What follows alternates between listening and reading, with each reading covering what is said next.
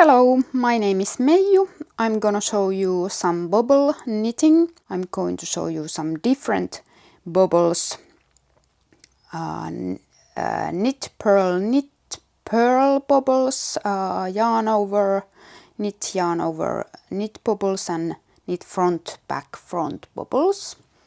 I have also here this shawl that I have worked using also bubble knitting. So if you are interested about this pattern, I will link the pattern below. This is called Ludere Shawl. I've just published it on my Ravelry store, so you can find the pattern there. Here I have used knit front back bubbles,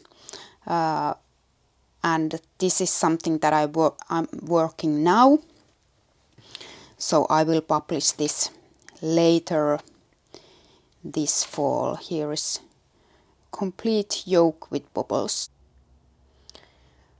Okay, let's begin. The yarn that I'm using here is Nordic yarn Eco Cashmere. I will put a link below this video, and I'm going to show you the bubbles on pearl background. They can be also put on a knit background, but just for this demonstration I'm going to put them on a pearl background. Sometimes you can see bubbles used in lace when they are in knit background, or there might be a one pearl stitch in which the bubble is put, or one pearl column, but you can do whatever you like or whatever the pattern says. It doesn't really matter. Okay, first I'm going to show you how to make a knit pearl 4 stitch bubble. So I'm going to knit to the stitch, but not going to drop the stitch from the needle yet. Then I'm going to purl to the stitch. My purling is Norwegian purl. You can purl however you purl. My purl is called Norwegian purl. Then I will knit again, and then I will purl again. And then I'm going to drop this stitch from the left hand needle. I have created 4 stitches in the one stitch. I'm going to turn my work. I'm going to purl back those 4 stitches that I created. Then I'm going to knit again those 4 stitches.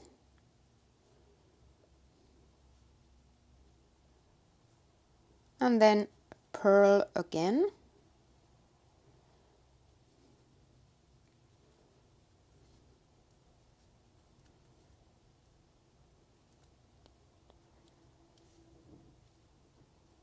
And then I'm going to decrease these 4 stitches that I have here in the one stitch. So the stitch amount, number of stitches that I have here would stay the same.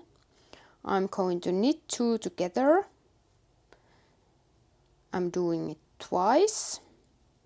Then I'm going to slip this first decreased stitch over the stitch that I just knit. Now I have a bubble there. And then I'm going to knit few stitches again.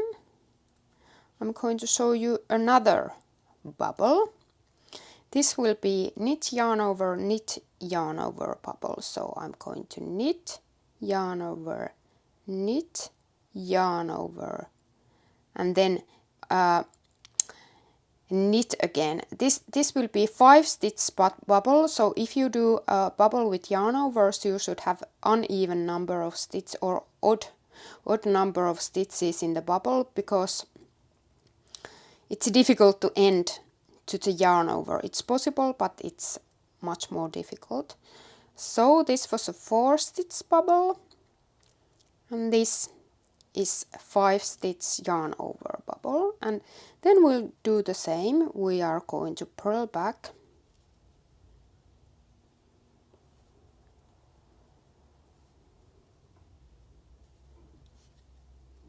and then I'm going to knit again,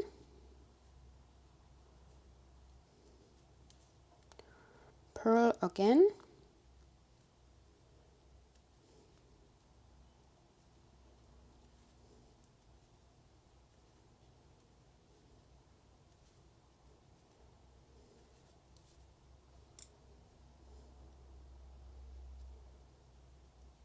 and then we are going to make some decreases. So I have to decrease these 5 stitches into 1 to keep the number of stitches even, and it doesn't really matter in which decreases you will do that. I will just knit 3 together, then knit 2 together, and slip the first stitch over the stitch that you just knit. And there I have 2 bubbles. This is 4 stitch bubble, this is 5 stitch bubble. But these aren't actually my favorite bubbles. I will show you one more. I will purl few stitches and I will show you knit front back bubble, and this is the bubble that I like even more than these, because there is always an issue with knitting bubbles, and that's the stitch right next on the right from the bubble. So this stitch usually stretches too much, and you will get hole here because of this stretching stitch. So with this bubble you will kind of even that, you will prevent that from happening. So I will knit front, then back, front, and then back of the same stitch, then I can slip it back. I will show you that more closely once more when I'm done with these bubbles. And then I'm purling back as with those bubbles, and what I'm going to do with this last stitch, I'm going to not purl it normally from the front loop, but I'm purling it from the back loop.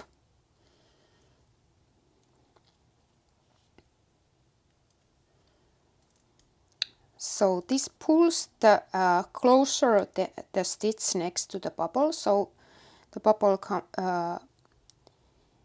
there won't be such a gap between the stitch and the bubble.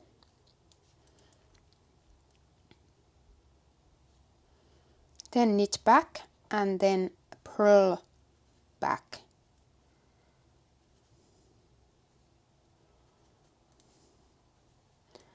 And then again the decreases, decrease, knit 2 together twice, slip the stitch over, and here we have bubble. As you can see, we have a hole here, but I'm going to knit the next row, and then I'm going to purl the next row. So you will see what happens with each of these bubbles. So I will knit this row and come back to you. Okay, I have now knit this row back to the start of the row, and we could look at these bubbles more closely. As you can see, the first two bubbles have a little hole in the bottom of the bubble,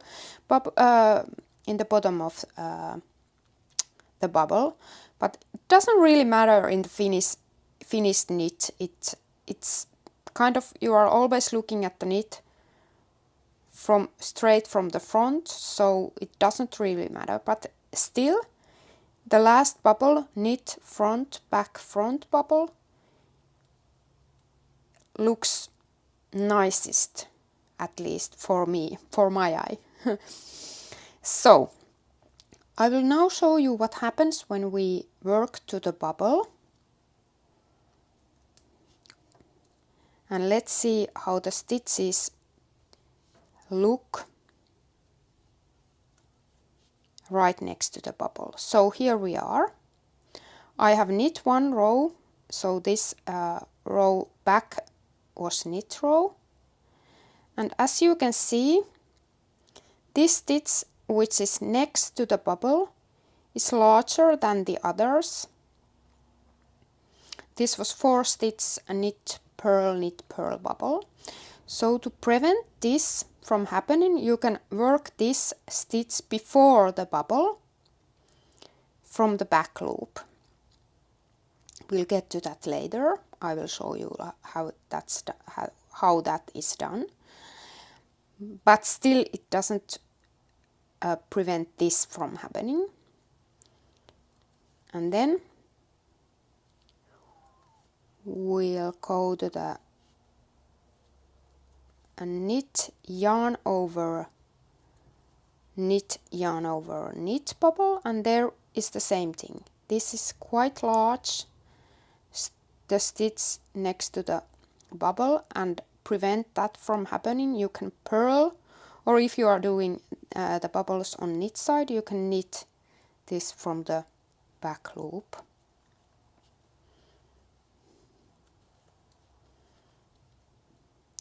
It depends which project you are doing. So if you here the hole isn't that visible, the stitch isn't that stretchy, and it actually depends on the yarn that you are using. With lighter yarns, there isn't that much hole, at least for me. But I am encouraging to try different bubbles with different yarns. So here we have, again, the stitch is larger, but not that much as here. And when I'm working the next stitch, it kind of disappears there. But still there is a gap. There is always a little gap in bubble knitting, but the bubble kind of covers the gap, as you can see.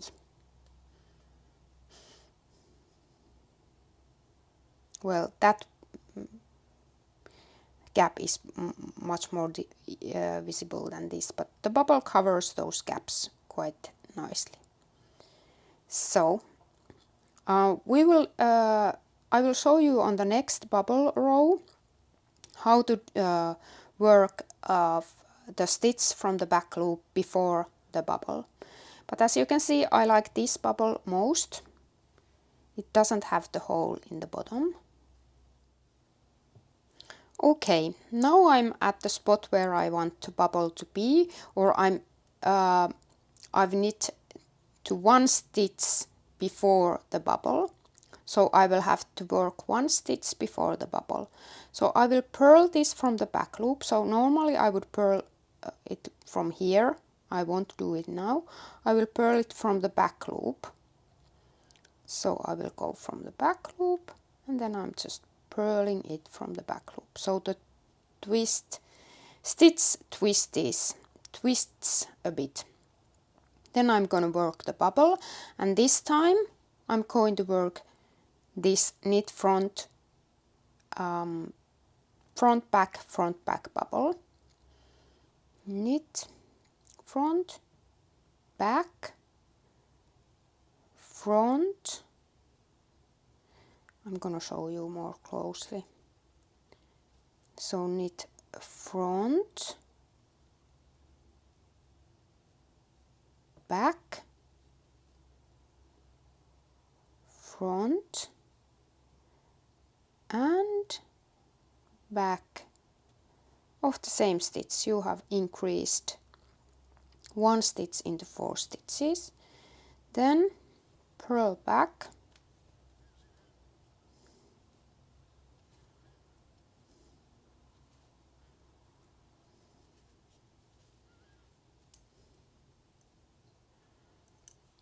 knit back, knit 4 stitches,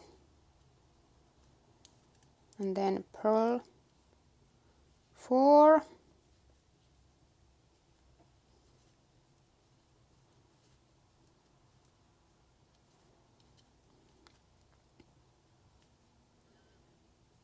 and then decrease those stitches off.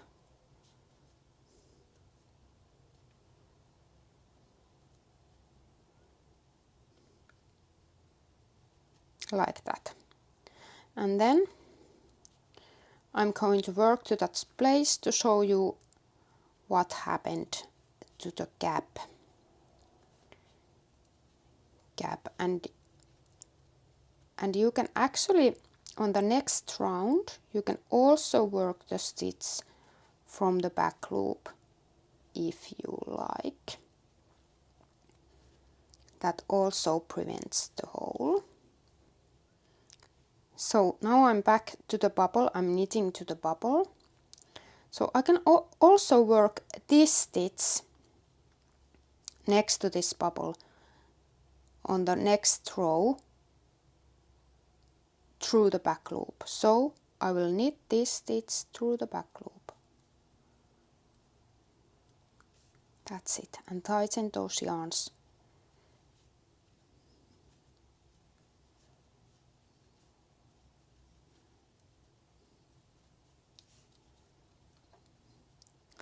So here you can see there is still a gap, but it's not that, the stitch itself isn't that stretched, and the bubble covers the hole there. So I am encouraging you to try different bubbles to have interesting surface in your knitting and interesting texture. Thank you for watching. Bye.